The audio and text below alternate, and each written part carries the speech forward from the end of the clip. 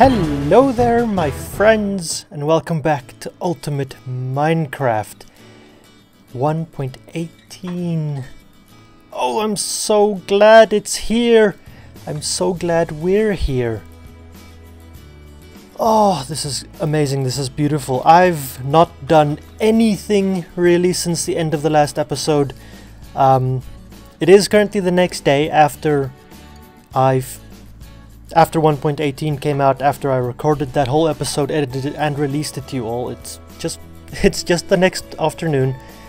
I've done nothing except waste about a stack of rockets and a fair chunk of my elytra's durability admiring this world.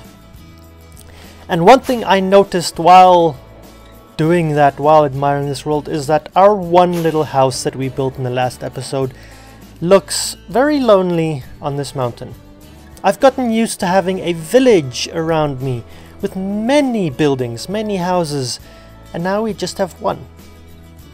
So I think that is the very first thing I would like to take care of, I would like to fix in this episode, and that is that on this mountain, in a couple of random or strategic places, I haven't really decided, I want to build at least 3 more little houses. Now these houses are not going to serve any purpose other than looking nice. They might have beds in them just for me to be able to sleep, but aside from that, they're going to be empty. So, my friends, if you enjoyed this video at any point in time, go ahead and give me that thumbs up button. Comment down below, tell me what you thought, or subscribe if you haven't done so already. I do Minecraft content just like this all the time. And while you're at it, check out my social media. Links down in the doobly-doo. I need to figure out where to build some houses. And yeah, not too much longer. I've cleared out a couple of spaces. I've laid a couple of little bridges. Now at this point it still looks very basic and plain and doesn't look like much, I will admit. But I mean, I still need to build all the houses, so I think I'm going to build one over there. We're going to build one here. And then we're going to build one down here, and this one that I want to build down here might actually cut back into this mountain, and that might be where we build today's main build. But first I need to get the shells, the houses of these things built up. I think. Is this... I get 4. I get 8. I still get 4. That's for 1? Oh my, yes, copper just became my new best friend. Voila, we have 2 more houses, and I really like them. Got a little bit of variation in each. The bottom one's a lot brighter, more cheerful. This top one's kind of dark, but I like the roof, and I don't yet know, again the same thing as last time, whether or not I'm going to want that roof to be fully aged copper, or whether I'm going to like the orange more. So I'm going to let it age and then we'll see how we feel about it. But I do have a lot of this acacia in here, so I don't know if that orange is going to work best with this or with the aged one. So again, this is something that we're going to look at over a rather significant span of time. But oh, this one still needs a door. Anyway, they're empty, both of them. There's absolutely nothing inside. I might put beds in each, though they're so close to the main one that I don't think it's going to be necessary. But I like it. I'm very happy with what we built. This one's nice and bright and vibrant, and it's got the lightest colors of them all. Flowers and all that. Yeah. I do have another one that I need to build, and the other one's down here. But I have now fully made up my mind. Also, these vines are going to drive me insane. Another reason why I never build in jungles. But I've made up my mind now, and the house I'm going to build down here is definitely going to contain today's build. And the reason I'm bringing you back now, instead of just building the shell and then we do the build inside of this, I need to know exactly how big to build this shell. So we need to go off into a creative testing world real quick. So this is what I want to build. It looks very complicated, but in essence all it is it's a smooth stone generator that then converts your smooth stone into moss and all of its variants. You get the little moss trees, the carpets, and the full moss blocks as well, all of them. And it's a fairly efficient farm, I guess, as far as these things go. A very simple one, and this is actually a design by Pixel Riffs. So, you know, that video down in the comments or down in the description of the video and all that. But what I have here, and I'll give you guys a full flyover of this right now, is exact step-by-step construction method for this thing with some basic dimensions. I found Pixel Riff's video to be a little hard to follow, so hopefully this helps out. Use this and watch his video in tandem. Hopefully that helps. One really big hole later, and wow, this took me longer to dig than it took me to dig the hole for my apothecary a couple episodes ago. Damn, should have set up a beacon. Anywho, it's a big hole. It is 9 blocks wide, 17 blocks deep, 6 blocks tall. That's the dimensions that this farm requires, as far as I can tell. I think I counted correctly. I mean, you guys saw the clip a little bit earlier. I built this thing pretty much like 7, 8 times over. I think this is correct. I have absolutely no resources to build it with yet, so let me go and grab particularly my redstone box. Okay, so I've basically built up the first stage of this farm as per the little clip earlier. Again, if you guys need to look at those stages, by all means go back, pause at each stage, build what's there. That's the idea, right? Okay, so we have our main collection system over here, the primary collection system, that can be turned on and off so that the minecart will just sit here stationary. Right? The only difference is I noticed in my creative testing world that having only the 3 hoppers meant that the hopper minecart actually can't keep up. So I'm going to try it with 4 hoppers. If that doesn't work, I'll make another plan and I might add 2 more. It will require moving this block so that this block doesn't lock the hoppers. But in any case, moving on, we've also got our piston stage over here that does need to be built up eventually, but we'll get there. This is going to be the water channel where the actual smooth stone is going to be generated and then pushed forward. And at the back we just have a very simple normal etho hopper clock, the only difference being a note block on the one end, because an observer can detect when a note block is activated and then it can send a signal to the rest of the farm. Next stage, pretty simple. We basically just need to get the water in here, and for that you need to box it around, and you put the source blocks in this corner and in this corner so that your pistons never interact with the source blocks. That way you never lose your water sources, and that's exactly what you want. These smooth stone blocks over here, or stone blocks these days, are just here temporarily to ensure that the water doesn't go flowing everywhere. You can use any block as this temporary block. You will not be taking it out. It will be removed on its own eventually. But it can be any natural block, like stone or dirt or granite or diorite. Cobblestone, stone brick won't work. Wood will not work. Cannot be converted to moss. Before I go too much further, I just want to demonstrate this while this is still visible. If I were to place smooth stone blocks in those spaces, right? So I've left my water source block, and I've left my water source over there. Because this is technically what's going to happen, right? I'm going to generate some smooth stone here. In our hopper clock, this is very important. It needs to be 5 blocks. The timing of this farm is for some reason hyper critical. So 5 blocks in your etho hopper clock. You see, my pistons push the stone forward, and then the water comes back, it flows back in, and the water flows all the way in before the pistons fire another time. That's important. As for the next step, we've got 3 dispensers over here, right? Actually, do I have a lever? Because this thing also needs to be able to get turned off. I think that turns it off? No, I'm an idiot. that block is the one that'll turn it off. And now I'm stuck in here. Okay, so we've got 3 dispensers. The center dispenser is the one that is going to be dispensing bone meal onto the eventual moss block.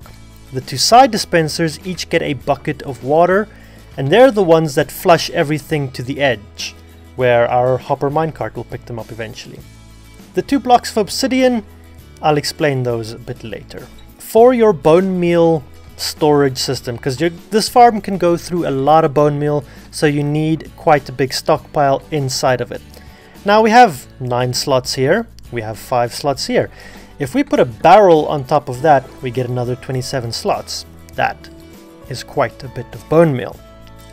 It has to be a barrel though. You cannot use a chest or a shulker box or a ender chest or whatever. It has to be a barrel, because a barrel you can eventually place redstone on top of it and it will run the current through. Before we can lay in the final bit of redstone, we need to put the lava in. Your lava source, you only need one, needs to go in the center of this 7 wide gap here. So you place it on that block, and you can see as it flows down, the water gets converted to smooth stone. So, a quick lesson. If lava and water meet on a horizontal plane, not the source blocks, but flowing blocks, you get cobblestone. However, if lava flows over flowing water, you get smooth stone, not cobblestone. The distinction is very important in this case, because cobblestone cannot be converted into moss, but smooth stone can. We can then go ahead and run this bit of stone over here, place our redstone, and then all that is left is a number of repeaters, all set to max tick, going in both directions. Now these repeaters are going to fire our water dispensers a second time. A second time is important because you need the water to attract before the next bone meal gets dispensed. So for every 1 time that your bone meal dispenser dispenses, your water dispensers need to dispense twice. Now you do get quasi connectivity here in this case, but I think in Bedrock it doesn't work. Not 100% certain, but for your own peace of mind, you can place solid blocks on top of those dispensers and then they will work. That is basically the farm done. One last thing to include here is a piston over there, and then we just need to go and find some moss. Let's see. Of course, I did not grab any solid moss blocks while we were in the cave. Okay, delicate commitment. You're coming with me and we're going back to a cave. Luckily, the cave we went into in the previous episode really wasn't that far from where we've made initial camp, and the moss isn't that deep into it either. Don't want a carpet, I just want 1 moss block. We can put the carpet back actually. Moss block, you sir are coming with me. Can I fly out of here? I can. Also, my Elytra is getting to be a little worn down, and I'm probably gonna have to figure out how to get back to my ender sometime soon. Because my genius reset the chunks in which my end portal sits. Yeah. With a whole lot of bone meal put into this farm now, I think all that is left is to place the moss block. The piston over here serves a very important function. So, let me go ahead and turn this farm on. I've also redirected my redstone line from the hopper clock to over here, so I can turn the farm off and on from the same edge. So you see there, the piston breaks whatever grows on top of this moss block. And that's very important, because if there is a carpet like this on top of that moss block, it actually cannot be bone mealed. So, important, fun little side note thing. Oh wow, I already have a ton of stuff in my inventory. Let's dump that in there because I want a clean test. We can then go ahead and place our minecart in, and turn that guy on. And now we should see, yeah, moss flowing in. Whoops. No one saw any stone. You didn't see the stone. So that is a completed moss farm. Very simple, very basic design. Also, the reason for the obsidian, you can kind of see it here, right? The pattern in which the moss spreads, sometimes like there, it'll leave the very edge open. And the pistons can actually push the stone further than just this, but the water can't flow further. Which means you need to stop those very edges from being pushed at any point, and that's what the obsidian is for. It cannot be pushed by a piston. But that is a successful farm. Now I need to tidy up, and we can leave this thing running while we do the building part here, but I'm going to tidy up first, and then we need to build something pretty around it. So not only am I digging a very, very deep hole to get the deep slate level, but I've also encountered a glitch. I mean, I can see all the mobs. If I do that though, there you go, the glitch freaks out. I think that's an Optifine issue. I am currently running, see, I can zoom. I'm running a preview of Optifine, so I think that's an Optifine glitch. So unfortunately it broke. And I'm not 100% certain why. It could be because for some reason cobblestone made its way in here. And that might have been because I was away from it while it was running and then came back and it re-rendered and there was a timing issue. I think. Because it didn't use a lot of bone meal. I mean, it didn't even use 7 whole stacks of bone meal. Or it used just over 7 stacks. But the etho hopper clock in the back was still working fine. There was just a string of cobblestone in here. And my dispensers were rapid firing, which they're not supposed to do. So I think I've fixed everything now. So let's turn this thing back on real quick and see. Yeah, now it's working again. Must have been a timing thing. Okay, so lesson learned. Don't leave this thing running when you're gonna leave the area. Noted. But in about 7 stacks of bone meal, this is pretty much what we got. I've consolidated it, so there's a little bit more coming in now because it's running again, but this is pretty much what I got, which is an absolute insane amount. And all I'm really interested in are these. All the rest I don't really want. I don't see myself really building with moss blocks. If I want to use moss as a ground covering, I'll just put 1 moss block down and I'll bone meal it. But all of that, everything this farm produces can be turned into bone meal. So I'll probably get around to that in a future episode, you know, linking this stuff, filtering and all that into a bone meal generator. But for now, I'm happy. I'm very, very happy. I'm going to turn it off though. Just, there's another piece of cobblestone that's generated. Why? Why is there cobblestone? There shouldn't be cobblestone generating. This is strange. Anyway, that'll get pushed out eventually. It's fine, it's not the end of the world. We can turn that guy off as well. The farm kind of works. It works well enough that you can run it once every now and then and you'll be good to go. Now I need to cover it up. So I've got some resources for that. I'm thinking warped stairs with some deep slate tiles, bone blocks, some of my favorite blocks, those 3, some of my favorite blocks in the game. So we get to cover up this whole thing. I have absolutely no idea how though, or what I'm gonna use, but I'll come up with something, I'm sure. Well, I've fallen off my own walkway. Up we go. And I'm not wearing the elytra right now because I'm trying to prevent myself from flying and breaking it when I don't actually have a good source of XP around here. But anywho, we kind of have a building, I think. There's absolutely nothing going on inside of this building. But it's starting to get an outside. It doesn't have a roof, but I've discovered a bit of an issue with this roof. It's very close to this next walkway that I have here. And now I could just raise the walkway a little bit. But this is also a very wide building. And I think if I had actually gone with the stairs like I had initially planned, then this roof would have just been astronomically wide. So I think instead I'm just gonna stick with slabs. That does mean that basically all of my roofs are slabs except for that one piece of copper roofing. But I don't think it's necessarily the end of the world. It makes sense to make this one slabs because it is very wide.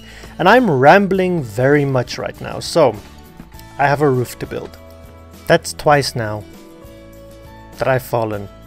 I was just trying to put a lantern. I mean, I got the lantern, but I still fell. Okay, how do I navigate through here?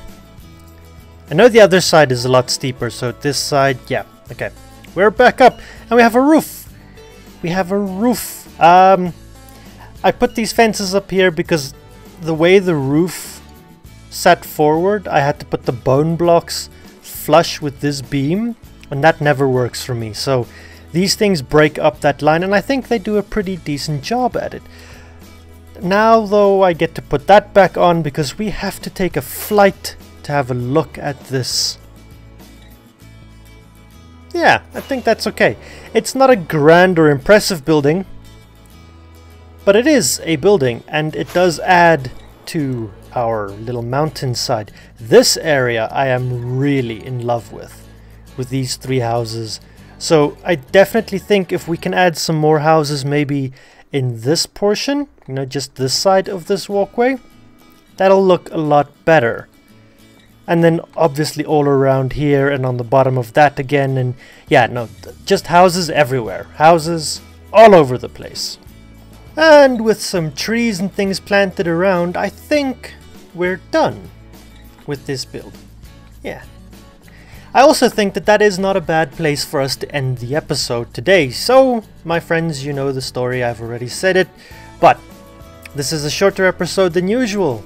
Let me know what you thought about that down below. Is it a good or a bad thing? That's entirely up to you. Until next time, my friends, have an absolutely brilliant one.